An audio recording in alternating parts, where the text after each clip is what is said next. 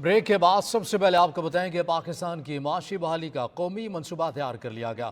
गैर मुल्की सरमाकारी के रास्ते में रुकावटें दूर करने के लिए स्पेशल इन्वेस्टमेंट फैसिलिटेशन कौंसल कायम कर दिया गया। वज़ीर आज़म शहबाज शरीफ कहते हैं माशी बहाली के लिए बरामदात बढ़ाने वाली बरह रास्त गैर मुल्की सरमाकारी कलीदी अहमियत रखती है।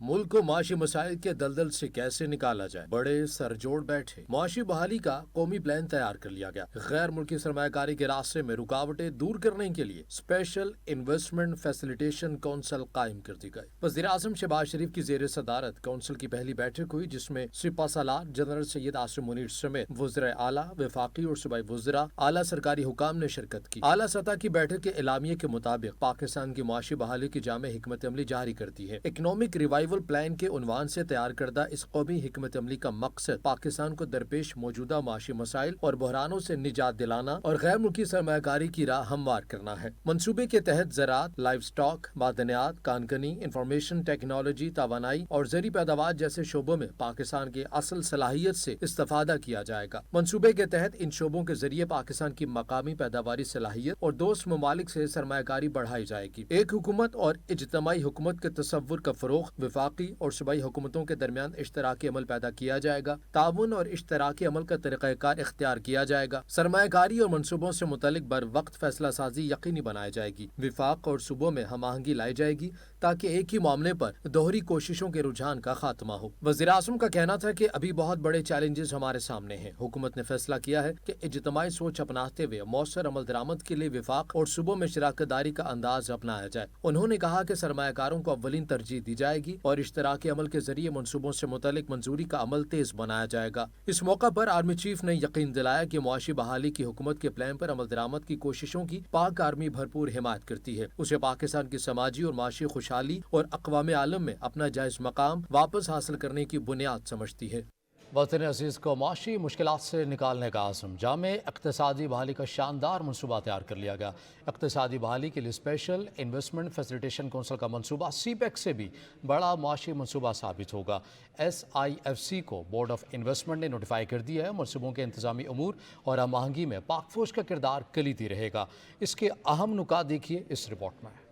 मुआशी तरक्की करने आगे बढ़ने का आज़म। दरपेश माशी मुश्किलात के तनाजुर में मुफस्सल इक़्तिसादी बहाली के मनसूबे का ऐलान कर दिया गया। इक़्तिसादी बहाली का स्पेशल इन्वेस्टमेंट फैसिलिटेशन काउंसिल का ये मनसूबा CPEC से भी बड़ा मुआशी मनसूबा साबित होगा। इस मनसूबे में दिफाई पैदावार, ज़री, लाइव स्टॉक, मादनियात, कानकनी, IT और तवानाई के कलीदी शोबों में मकामी सतह के साथ साथ दोस्त ममालिक के सरमाकारी पर जोर होगा। मुमकिना सरमाकारों के लिए सिंगल विंडो इंटरफेस की फराहमी, मुतफ़िक़ा तरीक़ाकार इख्तियार करने के लिए SIFC का क़याम अमल में लाया गया है। पाकिस्तान की तरक्की के लिए गेम चेंजर मंसूबे के तहत 4 से 5 साल में 15 से 20 लाख लोगों को बराह रास्त नौकरी फराहम की जाएगी। 85 लाख अफराद को इनडायरेक्ट जॉब के मौके फराहम किए जाएंगे। इसी दौरानिये में मंसूबे से $70 बिलियन की बरामदात होंगी। मुल्क में बराह रास्त गैर मुल्की सरमाकारी में $100 बिलियन का भी इजाफा होगा। मंसूबे के तहत अगले 4 से 5 सालों में ज़र मुबादला के ज़खायर भी दरियाफ्त हो जाएंगे, जो दरपेश माशी मुश्किलात में कमी का बाइस बनेंगे। मंसूबे की तकमील होने पर 2035 तक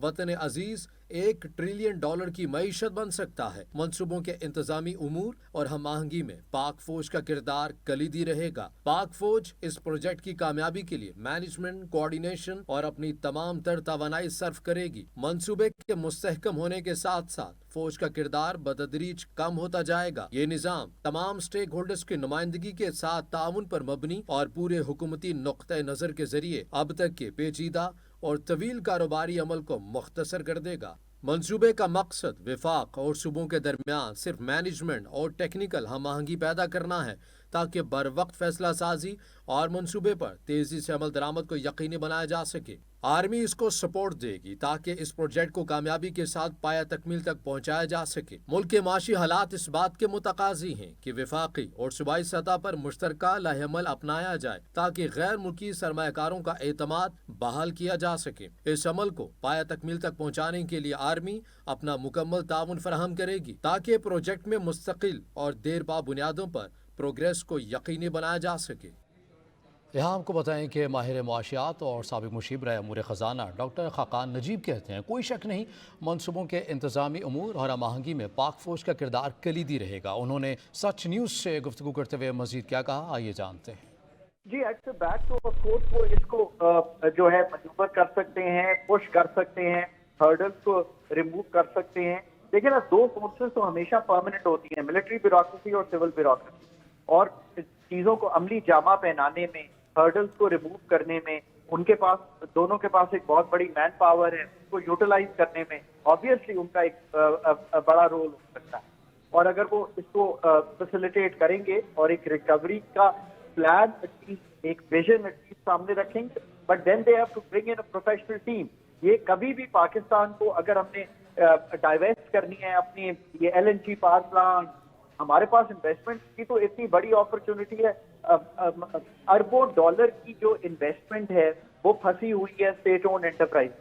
اگر آپ سوچئے کہ ہم انہی کو ڈائیویسٹ کرنے جائیں گے تو کتنا بڑا جو ہمارے پاس سرمایہ ہے وہ ہم اگلے آنے والے دنوں میں ان سے کما سکتے ہیں۔ لیکن میں اس کو دو تین چیزوں سے زاویوں سے دیکھتا ہوں۔ ایک تو یہ ہے کہ پاکستان کو نان ڈیٹ کریٹنگ انسٹرومنٹ، یعنی کہ وہ ذرائع جو صرف ان ڈیٹ نہ کریٹ کر رہے ہوں کہ ہم پروجیکٹ ان سے چلا رہے ہوں، بلکہ ایسا بھی ہو کہ وہ پاکستان میں انویسٹمنٹ کو ہم آگے بڑھا رہے ہیں۔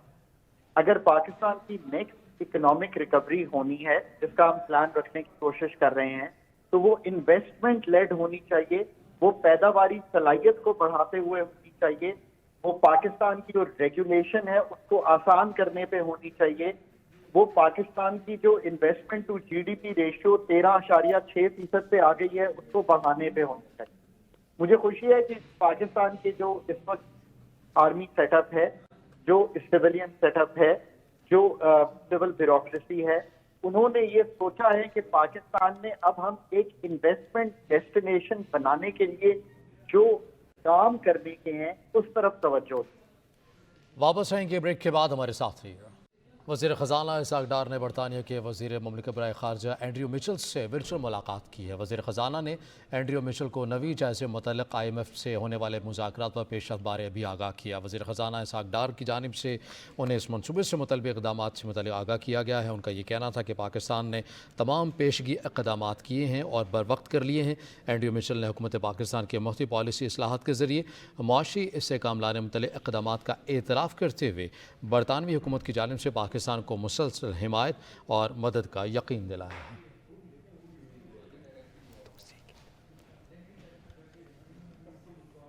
پاکستان اور چین کے درمیان چشمہ 5 نیوکلیئر پاور پلانٹ کی تعمیر کے مفاہمتی یادداشت پر دستخط ہو گئے۔ وزیر اعظم شہباز شریف کہتے ہیں کہ 1200 میگا واٹ جوہری پاور پلانٹ معاہدہ ایک اور سنگ میل ہے۔ معاہدے سے پاکستان چین معاشی تعلقات فروغ ملے گا۔ گزشتہ حکومت نے اس منصوبے کو سرد خانے میں ڈال دیا تھا۔ مشکل معاشی حالات کے باوجود پاکستان معاشی بحالی کے لیے پرعزم ہے۔ امریکی سفیر ڈونا بلون نے چیئرمین واپٹا lieutenant general retired Sajjad Ghani کے ہمراہ جنوبی وزیرستان میں گوم الزام ڈیم کا دورہ کیا ہے۔ ڈونا بلون کہتے ہیں کہ گوم الزام ڈیم پاکستان اور امریکہ کا مشترکہ منصوبہ ہے جس کے لیے امریکہ نے پاکستان کو $130 ملین فراہم کیے ہیں۔ گوم الزام ڈیم، تربیلا اور منگلا ڈیموں کے بعد پاکستان میں امریکی اعانت سے باید تکمیل تک پہنچنے والا تیسرا بڑا آبی ذخیرہ ہے۔ اس کا پاکستان میں موسمیاتی تبدیلی سے نمٹنے کے لیے حکمت عملی اور مجموعی غذائی تحفظ کے سلسلے میں کلیدی کردار ہے۔ امریکہ اور پاکستان سبز اتحاد لاہ عمل کے تحت دونوں ممالک پانی کے بہتر انتظام اور انصرام، شفاف توانائی کی دستیابی اور موسمیاتی تبدیلیوں سے ہم آہنگ زرعی اقدامات یقینی بنانے پر کام کر رہے ہیں۔ سابق وزیراعظم شاہد خاقان عباسی کی لندن میں مسلم لیگ نون کے قائد نواز شریف سے ملاقات۔ ملک کی سیاسی صورتحال سمیت پارٹی امور پر تبادلہ خیال کیا گیا۔ میڈیا سے گفتگو کرتے ہوئے نواز شریف نے کہا کہ شاہد خاقان عباسی سے ہر حوالے سے اسلامی اسکالرز اور علماء کرام کے وفد نے جناح ہاؤس کا دورہ کیا ہے۔ وفد نے 9 مئی کے واقعات اور جناح ہاؤس کی حالت زار اور جلاؤ گراؤ پر شدید دکھ کا اظہار کیا ہے۔ علماء کرام نے 9 مئی کی شرپسندی کو سوچے سمجھے منصوبے کی سازش بھی قرار دے دیا۔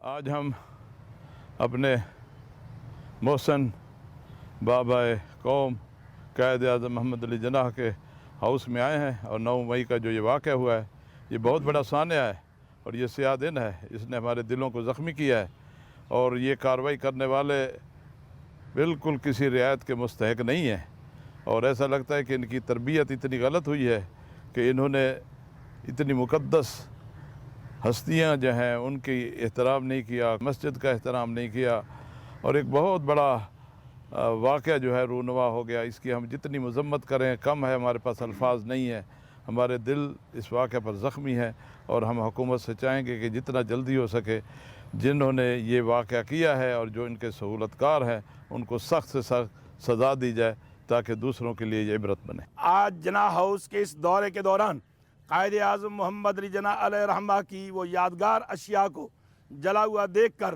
یقین جانیے یہ کہا جا سکتا ہے کہ یہ جناح ہاؤس نہیں جلا، یہ پاکستان جلا ہے، اور یہ پاکستان نہیں جلا، ہر محب وطن شہری کا دل جلا ہے۔ اس پر جتنی مذمت کی جائے وہ اتنی ہی کم ہے۔ ہم شدید لفظوں کے ساتھ مذمت بھی کرتے ہیں اور مطالبہ بھی کرتے ہیں کہ جنہوں نے جناح ہاؤس کو آگ لگائی ہے، جنہوں نے پاکستان کے اثاثے کو آگ لگائی ہے، جنہوں نے پاکستان کی تاریخ کو جلایا ہے، انہیں ایسی سزا دی جائے تاکہ آئندہ پاک فوج کے شہداء ہوں یا پاکستان کی وہ اشیاء ہوں ان کی طرف کوئی میلی آنکھ دیکھنے کی بھی جرت نہ کرے۔ لاہور سمیت پنجاب بھر میں شدید گرمی، محکمہ موسمیات نے خطرے کی گھنٹی بجا دی ہے۔ نبیل نقوی رپورٹ کریں گے۔ لاہور سمیت پنجاب میں شدید گرمی کے ڈیرے، 24 جون تک موسم شدید گرم اور خشک رہنے کے امکانات۔ گزشتہ دنوں میں ہونے والی بارشوں کے بعد بھی موسم زیادہ دیر ٹھنڈا نہ رہ سکا۔ سورج نے تیور دکھائے، حبس میں اضافہ ہوا تو شہری بھی بلبلا اٹھے۔ چیف میٹرولوجسٹ چودھری اسلم نے سچ نیوز سے گفتگو کرتے ہوئے بتایا کہ گرمی کا زور 24 جون تک جاری رہے گا۔ محکمہ موسمیات نے 20 تاریخ سے 24 تاریخ تک ہیٹ ویو کا امکان ظاہر کیا ہے۔ جو سب سے زیادہ ٹمپریچر ہوتا ہے وہ 12 اور 3 بجے کے درمیان ہوتا ہے، تو اس دوران جو ہے وہ باہر کی ایکٹیویٹیز جو ہیں وہ ان کو کم کرنا چاہیے۔ بارشوں کے بعد سورج نے اپنے تیور دکھانا شروع کیے تو جون نے بھی اپنا رنگ دکھانا شروع کر دیا۔ ہیٹ اسٹروک کے پیش نظر طبی ماہرین نے بھی لوگوں کو احتیاط برتنے کا مشورہ دے دیا۔ ہماری باڈی کا ٹمپریچر جب ایک دم رائز کر جاتا ہے، یعنی کہ اس کو اگر آپ سمٹم کے طور پہ پوچھیں کہ کیا ہے تو یہ ہے کہ ہماری باڈی کا ٹمپریچر 106 فارنہیٹ پہ جب چلا جاتا ہے تو وہاں پہ باڈی اس کو کنٹرول نہیں کر رہی ہوتی ٹمپریچر کو، جس کی وجہ سے ہماری باڈی کی جو کور ہے، انر کور جو ہے وہ اس پہ ہیٹ جو ہے اسٹروک کر دیتی ہے۔ فائبرس فوڈ کا استعمال کریں، ٹھیک ہے، اپنی خوراک میں نمک کا کم سے کم استعمال کریں۔ محکمہ موسمیات کے مطابق 25 جون سے بارشوں کا امکان ہے، جبکہ عید بھی اچھے موسم میں ہو سکتی ہے۔ کیمرامین عبدالرحمان کے ساتھ نبیل نقوی، سچ نیوز، لاہور۔ وفاقی حکومت نے عید الاضحیٰ کے موقع پر 3 سرکاری چھٹیوں کا اعلان کر دیا ہے۔ کابینہ ڈویژن کی جانب سے جاری نوٹیفیکیشن میں کہا گیا ہے کہ وفاقی سطح پر عید پر 2 روز کی سرکاری چھٹی ہوگی۔ وفاقی ملازمین کے لیے جمعرات اور جمعے کی بھی چھٹی ہوگی۔ کچھ دیر میں حاضر ہوں گے ہیڈلائنز کے ساتھ، دیکھتے رہیے سچ۔